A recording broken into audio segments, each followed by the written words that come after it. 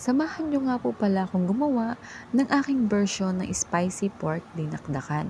Ito po ay sarili kong pong timpla, nasa inyo na po kung gusto niyo pong subukan or hindi. Pero para sa akin, sana po inyo po subukan para inyo pong matikman na sigurado po itong inyong magugustuhan. Sa isang kaldero, nilagay ko lang po ang 1 kilo't kalahating karne ng baboy. Naglagay lang po ako dyan ng asin, pamintang durog or buo.